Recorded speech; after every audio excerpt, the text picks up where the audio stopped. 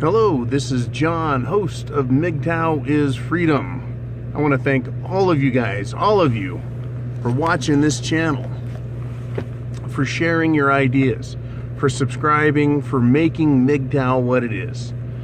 You know, it's really been a movement that I've watched grow, and I'm just a teeny little part of it. But, you know, I like to think that I'm contributing the same as I like to think and believe that everyone here is contributing.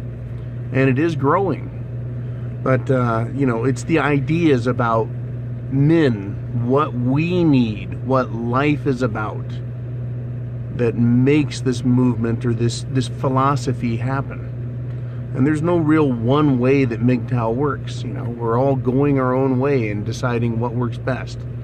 Where there's collusion amongst us is in taking an idea and developing it and then proving it out, and taking a look at the world we live in and seeing if it's really what it is that men want. And one of the ideas that occurred to me today is that Christmas used to be about celebrating the birth of Jesus Christ. And then somewhere along the line, this notion of Santa Claus and giving gifts really took off. It basically went viral before there was social media. There was this idea that everyone got sold on, and that's that you need to give presents. You know, that Christmas was about Santa Claus, and it got really commercialized. People were sold on the idea that that's how it worked, and so they started behaving that way. I started thinking, now, is there an application on that for MGTOW? You know, well, one of the things that I see is that, well, there's definitely a reason for MGTOW. But what was the trick? What were men sold on that tore us away from the way it was? Fucked the whole world up and then caused something like MGTOW to have to be created to solve the problem. What men got sold on was the idea, the notion that we need women.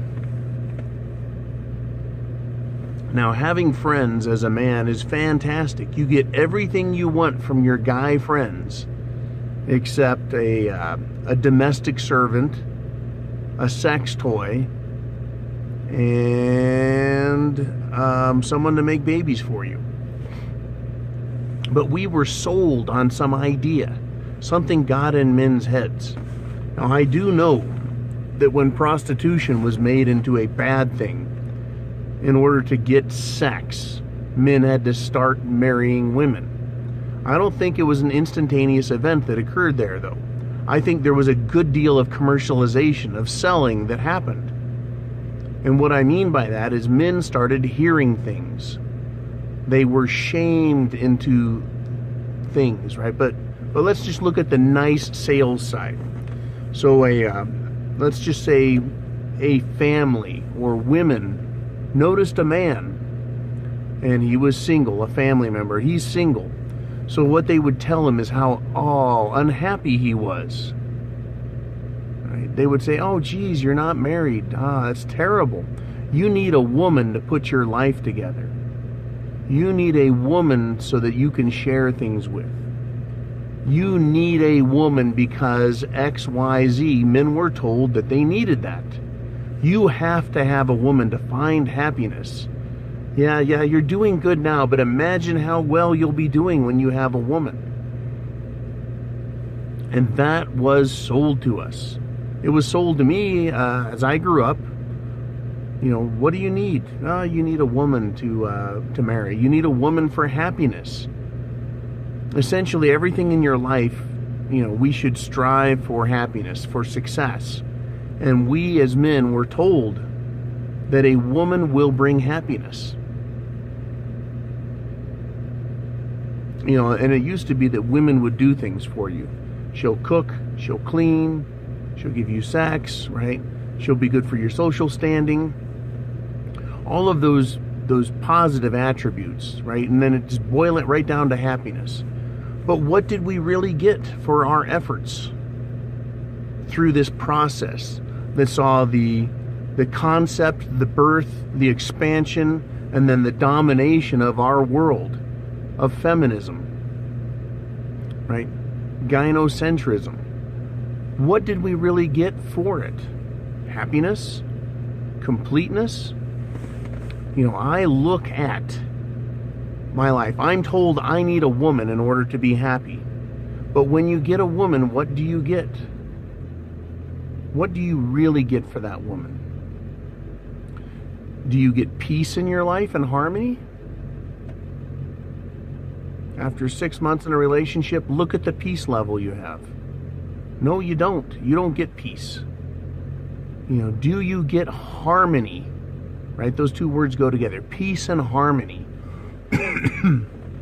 No, your life is not harmonious, because with a feminist in your life, a feminist woman, you've got competition all the time, because she's the same as a man. She's just as good as a man. She's just as smart as a man. Her opinion really matters and counts, and she needs to be given the most consideration. You are never in a harmonious state in a relationship with a woman. Now, there can be times of harmony. She can be somewhat submissive, but is it more or less harmonious with someone else in your life, in your house, in your face? You know, I say it is less. If getting a woman is supposed to bring you satisfaction, why is the divorce rate so high? Why is the marriage rate so low? People don't want to get married. Why? Because they don't have peace and they don't have harmony. For those that do get married, why is the divorce rate so high? Because there is not harmony, there is not peace in the marriage. Why? And you might ask, why not? What has happened? What has changed? Apart from just saying, well, the introduction and domination of feminism, right? And gynocentrism, women wanting to be the center of all things. We can examine it based on what we were told we as men would get out of marriage. We were told that your house, right, will be in order. We were sold that bill of goods, that you need a woman in order to be complete. Right? Why do you need that? What is this idea of completeness that comes? Well, I think it's all a big sales pitch, is what I think. It's a giant sales pitch. And it was designed to get men to continue to marry women, even though women became less and less attractive. The idea of having a wife becomes less and less attractive over time. So this sales job, this con job, has been continuing to take place. And it's not finding root, right? It's not taking hold in men anymore. And so that's when we started seeing outright shaming, right? By older women of younger men. You need to get married, you know. You need to step up and be a man, right? As if that's the measurement. And I think because of that, men have taken big notice on this expectation that we have to do what others say in order to feel like we're accepted, like we're good enough, like we're doing a good job, right? I believe that men used to look around at others and see what they had and go, yeah, I want to be like that. And they would measure themselves against others in a way that made them want to step up and get married and work hard and all those things. Now there's no incentive for it, because men look at other married men and go, no fucking way, not gonna do it, right? There is no reward there waiting for me. But that is what we were sold on. You'll get peace and harmony, you'll be complete, and you need that. In order to be a real man, you need a woman, right?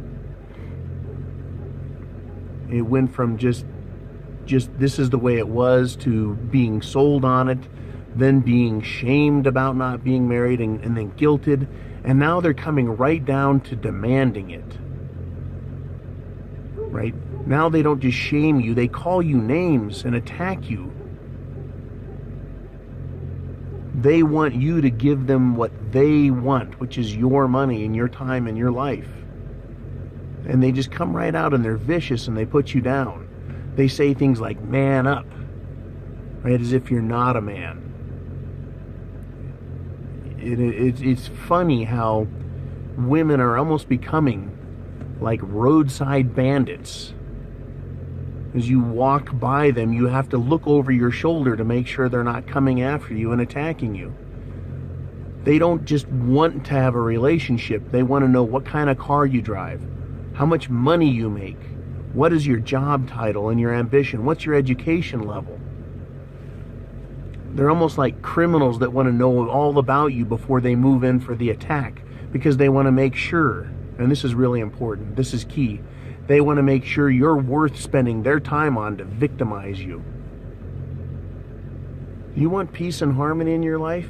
Is it going to come through pairing yourself with somebody who has no interest in your long-term or short-term benefit? The answer is no. Women are not going to understand that. And if they do, they're not going to change themselves because they're ruined. They're spoiled. They've been given everything they want. They get as much cock as they want. They've been spoiled by their parents and spoiled by other boyfriends, spoiled by their first husband. They're spoiled definitely by the government, which gives them entitlements, and by the courts that through divorces they've learned that they can take from men. They can continue to take. That is the gift that keeps on giving. So it's really key. Do you need a woman to be happy? Right? How does a woman make you happy? Sex? Yeah, okay. Can you live without that? Yes, you can. Can you get it without having to give up half of your shit? Without giving up your mental health, right? Your personal satisfaction, right? Because we're told you need to have a woman to have peace and harmony. You need to have a woman to have happiness. But the opposite is true now today. When men get women, you have less peace, you have less harmony, and you actually have less happiness. The longer you're with the same woman, the less happy you are, because of how she starts to dominate your life and control it, take over your house and get rid of your friends, right? And push you into debt by demanding cars and houses and material goods. So it's the opposite. When you get a woman now, you are less happy. You have less satisfaction in life.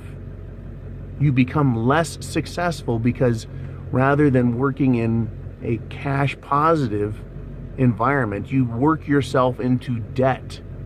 The expensive car, the expensive house, the expensive vacations, and the expensive children. Now, if you want children, that's one thing, and I understand it. I have 2 sons of my own. But if you don't want children, or you don't want 10 children, right?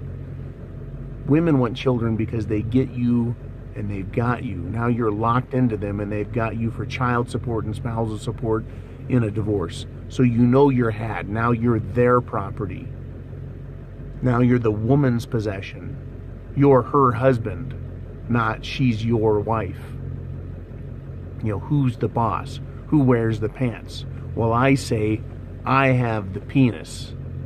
That makes me the man. I'm the breadwinner. I am more valuable. I'm the prize. And gold-digging whores, feminist whores, you don't get me. Game over. I am in charge of my peace, my harmony, my happiness, and my personal satisfaction. And I get to decide as the man, as the MGTOW man, I get to decide what makes me happy. I don't listen to the shaming or the guilt. And this is the freedom that comes with being MGTOW. Because MGTOW is freedom. You get to decide.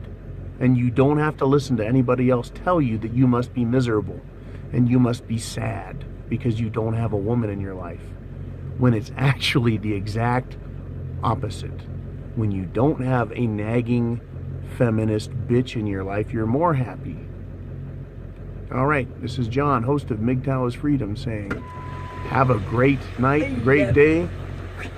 Pick those Jim pizzas on the up, other amigo. side. All right, Jim on the other side. Oh, okay. 1 second. All right, one last thing. Hit subscribe if you haven't subscribed, and please, thumbs up. Thumbs up this video and all MGTOW videos, and I'm going to do a video about going viral with the movement. Also, click share. Share this video and other MGTOW videos with men you know so that they learn what the game is and they can make intelligent, informed decisions. Intelligent, informed decisions. Isn't that amazing? And if you haven't and you've subscribed, there's a little bell right next to the subscribe button, and that'll send you notifications when new videos come out. All right, so you guys take care, and remember, you're the man, right? I'm the man. I have the penis. Semper Fi.